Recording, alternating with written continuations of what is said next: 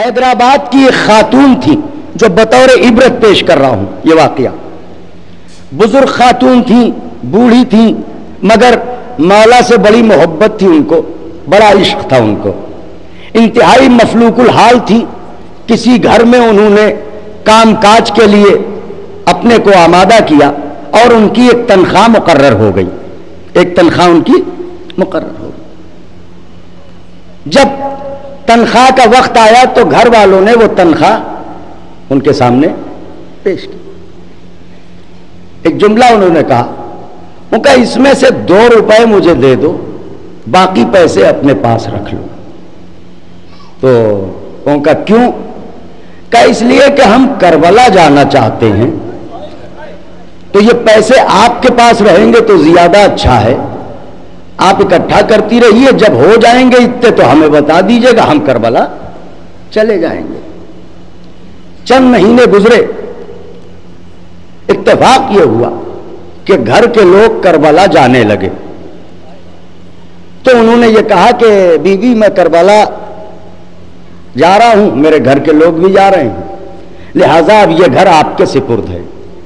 تو انہوں نے کہا کیا ابھی اتنے پیسے ہمارے نہیں ہوئے کہ ہم بھی چلیں؟ تو اب وہ دل نہیں توڑنا چاہتے تھے. انہوں نے کہا کہ نہیں آپ بھی چلیے گا, لیکن ابھی ہم جا رہے ہیں, ہمیں ذرا ویزے کا کام کرنا ہے اور دوسرے معاملات ہیں, ہم پلٹ کے آئیں گے پھر آپ کو لے چلیں گے.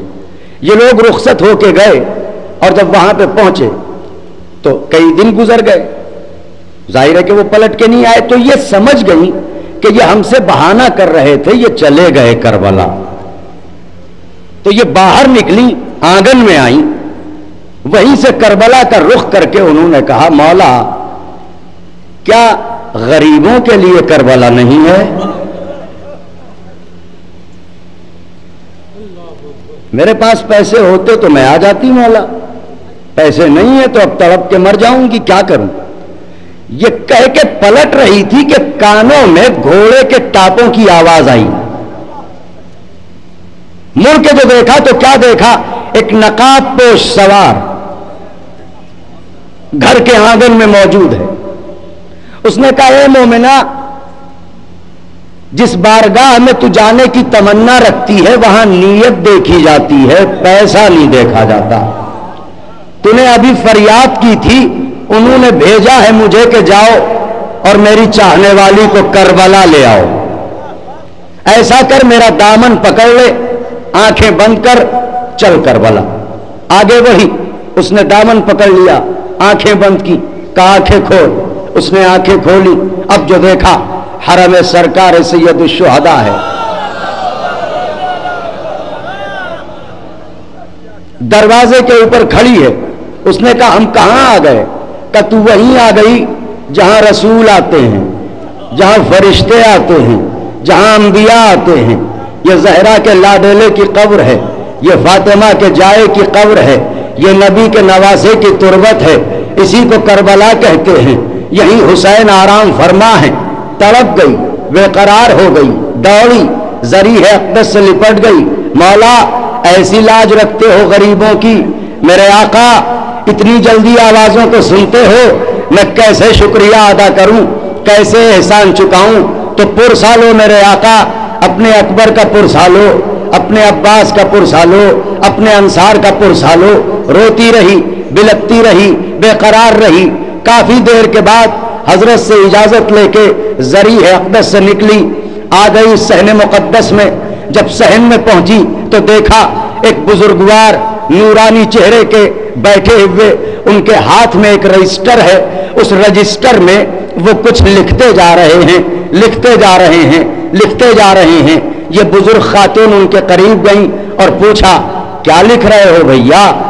انہوں نے سر اٹھا کے دیکھا, کاصل میں پوری دنیا میں جو بھی کہیں بھی حسین کے نام پر کچھ بھی پیسے خرچ کرتا ہے یہاں وہ لکھا جاتا ہے. ہائے ہائے ہائے, ہماری ڈیوٹی حسین ابن علی کی طرف سے ہے, ہم اس کو اس میں لکھتے ہیں کہ کس نے کہاں سچے دل سے حسین کے نام پر کیا خرچ کیا, کیا قربانی دی. اس نے تڑپ کے کہا تو اس میں تو جو زیادہ پیسے دیتے ہوں گے ان کے نام لکھے ہوں گے, ہمارا نام تو ہوگا نہیں. انہوں نے دیکھا اور کہا کہاں سے آئی ہے؟ کہا حیدرآباد ہندوستان۔ ان نے فوراً ہی حیدرآباد کا حصہ کھولا، چیپٹر کھولا، دیکھا اور اس کی طرف دیکھا، کہا تیرا یہ نام تو نہیں ہے، تیرا یہ نام تو نہیں ہے؟ کہاں یہی نام ہے؟ کہ ہر مہینے 2 روپے تو حسین کے نام پر غلے میں ڈالتی ہے۔ اس نے کہا ہاں میں کیا کروں، میرے پاس اتنے ہی پیسے ہو پاتے ہیں، میں اپنی تنخواہ سے 2 روپے لیتی ہوں، امام باڑے کے غلے میں جا کے ڈال دیتی ہوں۔ انہوں نے فرمایا ہر مہینے 2 روپے تیرے یہاں پر لکھے ہوئے ہیں حسین ابن علی کے رجسٹر میں۔ اس سے بڑی بات اور کیا ہو سکتی ہے کہ ہم سچے دل سے 1 پیسہ بھی حضرت کے لیے خرچ کریں اور حضرت کی سرکار میں اس کی حاضری موجود ہو، اس سے بڑی بات ہمارے اور آپ کے لیے کیا ہو سکتی ہے؟ تو آئیے اس جشن کے تصدق میں ہم دعا مانگتے ہیں کہ پروردگار ہمیں توفیق بھی دے اور ہمیں حوصلہ بھی دے اور ہمیں موقع بھی دے کہ ہم آل محمد علیہ السلام کے ذکر کے کاموں میں بڑھ چڑھ کے حصہ لیتے رہیں اور بڑھ چڑھ کے خدمت کرتے رہیں۔